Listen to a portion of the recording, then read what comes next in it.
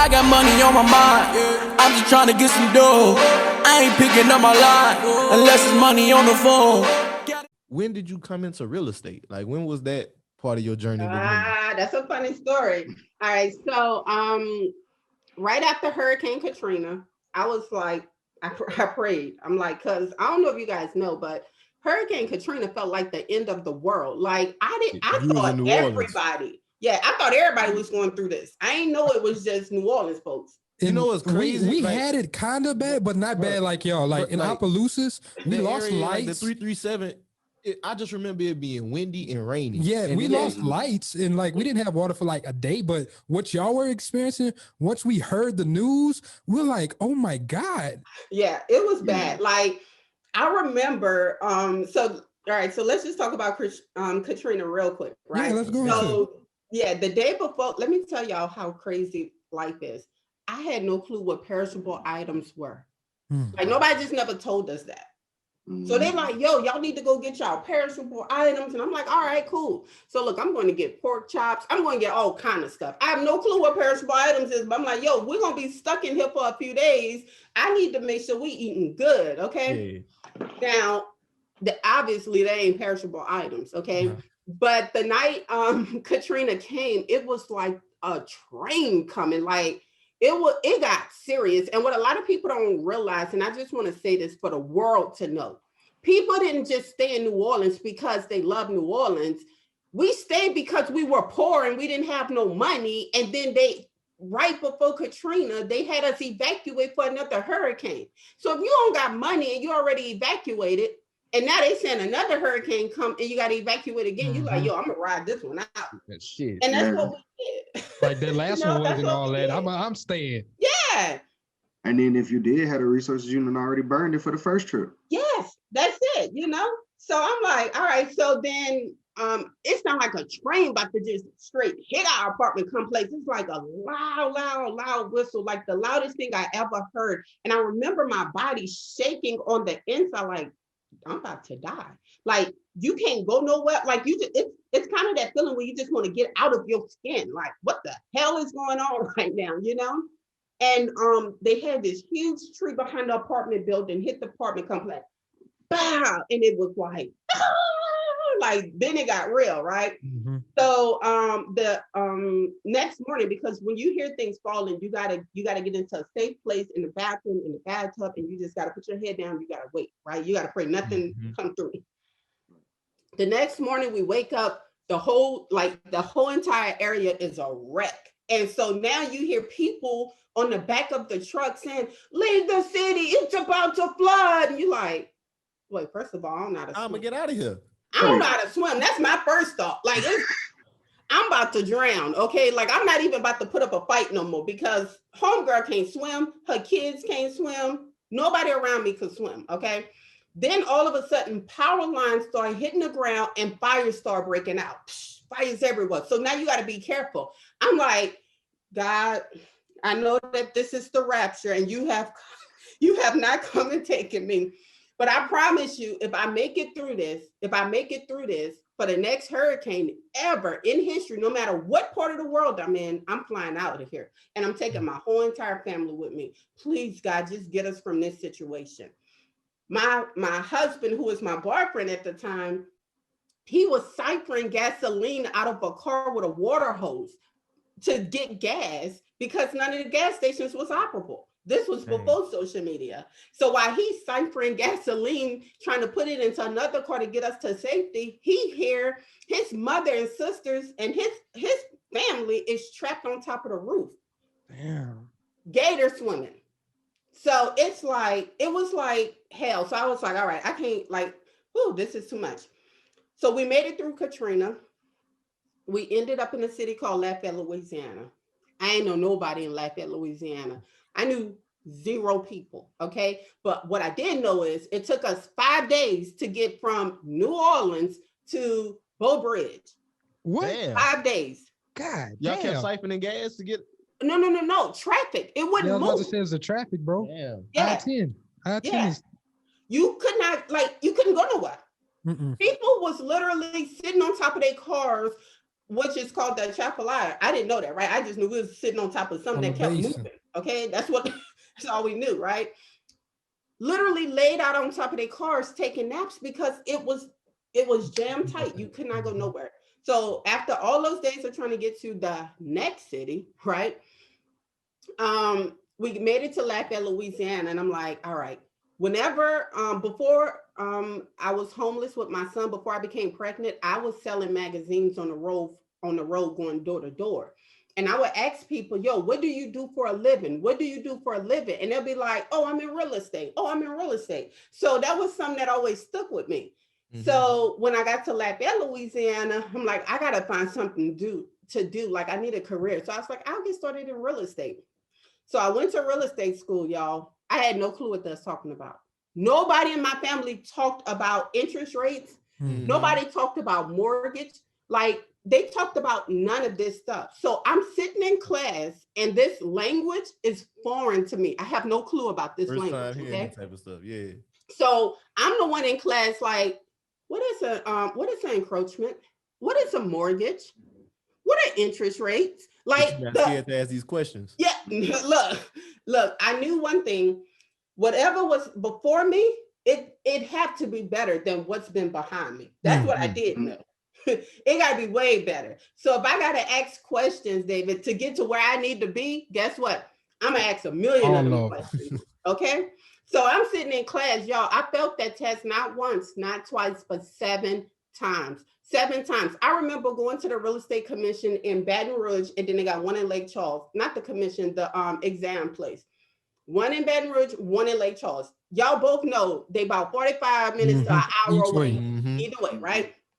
And every time I feel I'm coming back crying, snot boogers into, I hate real estate. I ain't gonna never do it. And then you know what? I'm back on the phone. PSI. Yes, I would like to schedule my, please. They're like, you know, it's $100. I'm like, yep. And then I got to go $100 to go retake the test because I didn't have a lot of money again. So finally, after the time of passing, I'm like, yes, I just passed my real estate exam, and now I'm about to go be rich in real estate. And guess what?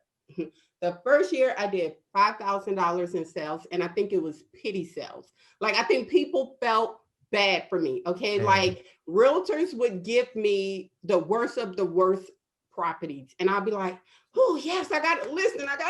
I'm so excited. And then eventually I realized this. In certain areas, you gotta, like, if you don't have a certain last name, you're not gonna get that type of business that you're expecting. So I was not a Boudreaux. I was not a Thibodeau. I was not a Kali Saloon or Ambassador Capper. I wasn't none of those people, okay? I just was Terrica Lynn Smith. But I picked up real quick that the ones who were having this massive amount of success had some type of legacy behind them that made it a lot easier than what it was for me. So I went to my grassroots. I started back knocking on doors. Boom, boom, boom. I was the realtor that would knock on doors and ask you to put your property on the market. I was unapologetic. I was unafraid, and I was not embarrassed. So you pulling up on like distressed properties alone, or just area property? No, anybody at the time that had a for sale by owner sign New York. Okay. Hi, Miss Jones. My name is Terrica Lynn Smith. I see you have your property for sale. Do you have 10, 15 minutes to let me give you a recap of what's going on in your neighborhood and the marketplace? Who are you? Oh, I'm sorry. I'm with Century 21 Gateway. I am a real estate agent. A real estate agent knocking on the door? Yes, ma'am. Yep. Well, why would I choose you? Because I'm standing right here. I know your first name. I did the research in the area, and I have the time. Anybody else is going to treat you like a number. Come on in, Shaq. That's how it went. Now that's boss. Like that's that drive and that motivation. Like she said, unapologetic. Look, you know, you got to be. Look, no permission needed. Just go and do it. I love it. And so that was year 2 that you did that? Yes. What was the sales like in year 2? So year 2, I ended up becoming the top producing agent for the company, earning a Ruby Award. Hold on. Love to hear it, man. Man. Number from From victim to $5 victim, man. Real shit. That's gotta be the name of the episode. Hey, Yeah. Yeah. man, that's amazing. And I just love the tenacity and like you really just you saw what other people weren't willing to do also though. And that Right. made you stand out to them. Like why should I pick you? Because I'm here. I Yeah. know you. Like Mhm. I'm doing what everyone is not willing to do. So Mhm. I'm going to go above and beyond for you, which I'm Yeah. pretty sure you did. Yes. Oh, yes. And so what happens is this though. I realized the market, y'all, that I was competing in, it had way too many people competing. So I'm from the streets, right? Sometimes you just got to take a step back, observe, and see where the gap is. I'm like, okay, I got to find my own niche. Everybody else look the same right now. In order to be number one, I have to be odd. I have to be odd. How can I make myself odd in this marketplace? Mhm. I said, nobody's focusing on investors. Ooh. So then I'm like, all right, how can you get an investor, Terrica? I don't know none. Again, I don't know nobody, right? But I'm not going to let that be my crutch because I don't know nobody. Mhm. So I went to a grocery store one time and somebody was fussing and complaining. It was like, go get me the manager. And then the little register person kind of was trying to be smart, was like, how about I get you the owner? And I was like, Okay. I'm I listening. like that. So then, the owner came back. He looked like he was Indian or whatever the case may be. And he dealt with the situation. So I went into another store just to test the theory, right? And I said, it's the owner here. And they said, yeah, let me go get him. And I was like, oh, I found something. So then I went back and I said, I introduced myself to the first store owner. I said, hey, my name is Terrica Lynn Smith. I'm with Century 21, and I would like to be your realtor. I would like to help you grow your investment portfolio.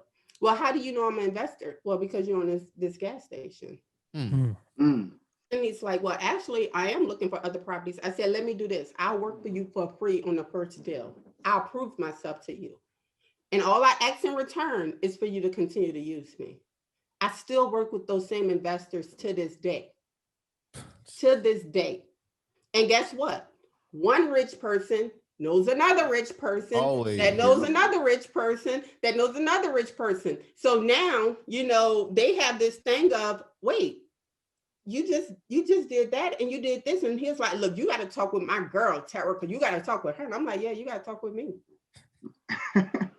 Don't talk to me, Find your own niche within Yeah. the Find your Lafayette lane. market, in your local market. But let me tell you, it gets even better. I realized that I was doing all of the work and all of the work. So it went from me finding their gas stations to me designing houses for them, picking out paint colors and flooring on all of these flips, right? I'm helping them make a ton of money, okay? And I ain't even tripping. But one day I'm sitting at the closing table and the attorney says, so are you the person that designed the property? And I was like, yeah. And he was like, oh, I need to talk to you because I got a few houses I would like. Small thinking. I'm thinking as a realtor, oh yes, I'm about to get another 3%. And he asked me to pass this check on over to my client. It was 6 figures. Oh. Oh, wow. Now, I'm not one that's greedy, but I'm also not a fool. So I was like, I ain't saying nothing. I just paid attention. So I passed him his check. We shook it up. We still 100 to this day. I'm not lying to you guys. We still 100. I passed him his check. That was the last day I ever worked for 3% again. But because you understood after that point. So then I said, when my investors came back to me, that's like, all right, we about to do another house tea. I'm like, yes, we are. But you're gonna give me 50%. What was that? What was their 50%. reaction? How was the reaction? Yeah. Oh, I'm about to 50%. You don't even got money. I lost all my investors but one, y'all. I was okay with that. I was okay with that because I knew that I can go make 3% if I needed it. I was okay with that. And one investor stood with me. And he said, well, look, to tell you the truth, I don't know how to do what you're doing. And I'm not about to get in here and deal with these properties like that. I'm not about to design it. Like, I'm not about to do any of that. You do all of that anyway. I'm okay with giving you 50%. So he gave me 50%. That was my first 6-figure check ever. Okay. And so now I'm getting 5 and 6-figure checks. It went from being 3 figures and 4 figures to 5 and 6 figures. It's a huge All step because, up. yes, all because I was like, I'm not doing this no more. That's Realize your value in the situation. Thank you, Jared. Yes. and I love it because it all came from you initially doing the stuff that nobody ever wants to do. And that's going and working, Putting in the work. And proving yourself. And then I'm pretty sure you learn these things from these people while working with them. That's right. And I'm you pretty sure you taught some of that stuff to yourself. But man, that's crazy with it. So I want to ask you, I'm just thinking on it. Once you go from those 3 and 4-figure checks to those 5-figure checks, how was that And 6 figures. that transition for you? Because I know, like, once you start seeing that much more come in, it's a whole different process now. Like, now you gotta manage your money at a different level. Because I'm pretty sure, like, I'm used to 3 and 4-figure shit. I got more to spend. That's what most people think. Yep. Let me tell you this. I didn't know how to manage 3 figures, 4 figures, 5 figures, or 6 figures. I did not know how. No matter how much money I was making, I still was poor. I still was poor. Damn. No matter how much money I was making, I still was poor. I still was living paycheck to paycheck. Where can you go make, $100,000 on a deal, and then you look 6 months later and don't know where the money is? I don't know. I don't know too many places where you could go do that. Exactly. Right. And so what I would say is this, You was living like a rapper. I was living poor. I had nice cars. I had all this. We was taking vacations. We was living it up at Ruth Chris. I'm over at Lester's. Whoop, whoop. I'm all over the place. Okay. Look, giving my family the stuff they never had before. Look, you heard the song, right? I'm acting like a female that never had nothing. Okay. That's how I was spending. Again, you got to step back. You got to assess the situation, and you got to see where it's weak at, where it's broken at. And I was broken in my mindset. Nobody never taught me financial literacy. So I taught myself financial literacy. I taught myself that the type of spending I'm doing, I will always be poor. I would never make enough money to keep up with how fast I spend money. So when was the aha moment? When did that happen? That happened whenever I looked back and I couldn't find out what $100,000 went. I could not figure it out. Like, I had nothing to show for it. I mean, of course I had, like, what I'm saying? I had some Gucci boots. I had some stuff, but it wasn't like, look, at this point, I don't even like you Gucci boots no more. I want my money back.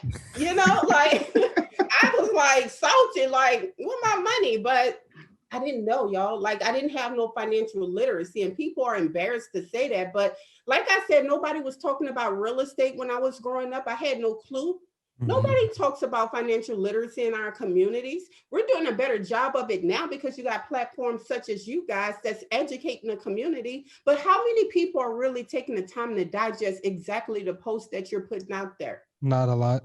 I'll tell you this. I know for sure the more informative posts, they do less than the people when we just talking about some BS. That's right. That's right. People, and including myself, right? Like, we are comfortable with what we know. It becomes uncomfortable when we don't know it, right? And I remember I was like, all right, I'm ready to go do a property on my own. And my banker was like, okay, Terrica, we'll look out for you, right? And so he was like, fill out this personal financial statement. And I'm like, I ain't gonna tell him I don't know what it is. So I go home, I'm Googling it, I'm YouTubing it. I don't understand this. It's like money coming in and money coming out. And I'm like, yo, I don't know how to do this. So I'm gonna just try to rig it up and hopefully he don't pay attention to this form. He said, Terrica, I'm gonna resend it to you. I think you probably made a few typos on it. I thought, oh, okay. He sent it back to me. I did the same exact thing. But I fixed the little numbers, right? Send it back to him. He called me. He said, Terrica, do you not know how to fill out a personal financial statement? Yo, I was a real estate broker. Said, no, nobody never taught me. He said, how about we go to coffee and I teach you how to fill this out? He said, if you want to be a millionaire, you have to know where your liabilities and assets lie. And right now you have no clue what's going on. I said, okay. So he took me out to coffee and he showed me how to do it. And from there, I do it every single month. Every single month, I'm tracking liabilities, assets, liabilities, assets. And now I understand how to do a personal financial statement. That's powerful. That's powerful. And I love the fact that he took that step and invested into you to want to see you win. Yes, he did. I'm forever grateful. I'm forever grateful. Let me tell you something. I read on the internet a few days ago that networking can put you in rooms that, you know, education or something like that won't, or something like that. Somewhere I read that, right? And I thought about the relationship that I have with my banker. Like, this bank would write me a check for $1 million right now if I asked. But it's because I sent, before I was like making all this money or whatever in real estate, I would send them every last one of my investors as a realtor. And I would go to the bank and I would have conversations with them, and I would know all of the teller names. And whenever my account was negative and overdrawn, they would call me and say, Miss Smith, do you have some money to put in here? We don't want to hit you with the late fees. I got money on my mind. I'm just trying to get some dough. I ain't picking up my line unless it's money on the phone.